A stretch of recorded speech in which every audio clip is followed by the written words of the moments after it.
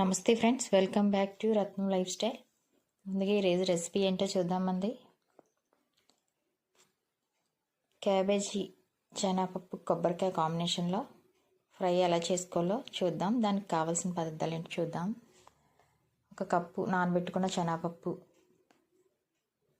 1/2 kilo cabbage, 2 చిన్న ఉల్లిపాయలు చిన్న ముక్కలు, 4 పచ్చిమిరపకాయలు చిన్న ముక్కలు.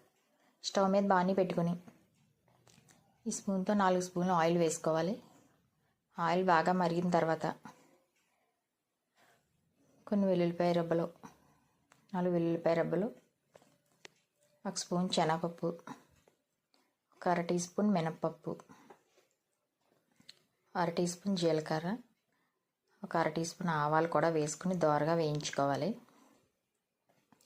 ఈ దోరగా వేగిన తర్వాత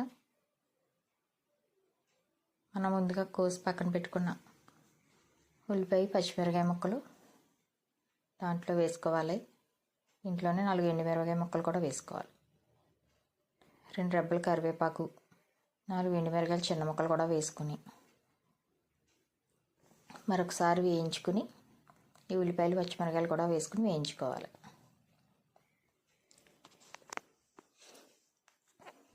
ఉల్లిపాయలు పచ్చిమిరపకాయలు కరివేపాకు ఇవి కొంచెం వేగిన తర్వాత ఉల్లిపాయలు అవి కూడా దోరగా ముందుగా 1 గంట ముందుగా నానబెట్టుకోవాలి. శనగపప్పు దాంట్లో వేసుకునేందుకు మనం ముందుగా నానబెట్టుకుని శనగపప్పు కూడా వేసుకోవాలి. దాంట్లో కొంచెం అల్లం వెల్లుల్లిపాయ చెతగొట్టుకుని వేసుకోవాలి.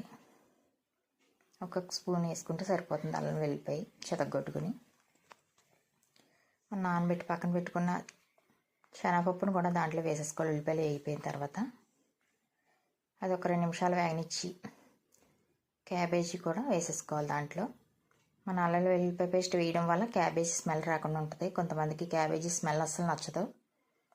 దానివల్ల అనమాట ఆ స్మెల్ ఏమీ రాదు అల్లం వెల్లుల్లిపాయ పేస్ట్ వేయడం వల్ల. క్యాబేజీ కూడా వేసుకుని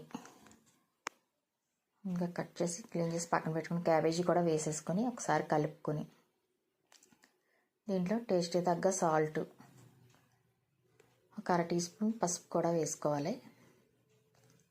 టేస్ట్ తగ్గ సాల్ట్ 1 టీ స్పూన్ పసుపు వేసుకుని ఒకసారి కలుపుకొని మూత పెట్టుకుని మగ్గనివ్వాలి. మంటను మట్టుకు స్లో ఫ్లేమ్లోనే పెట్టుకోవాలి. హైలో పెట్టకూడదు. హైలో పెడితే మాడిపోతుంది ఫ్రై కదా.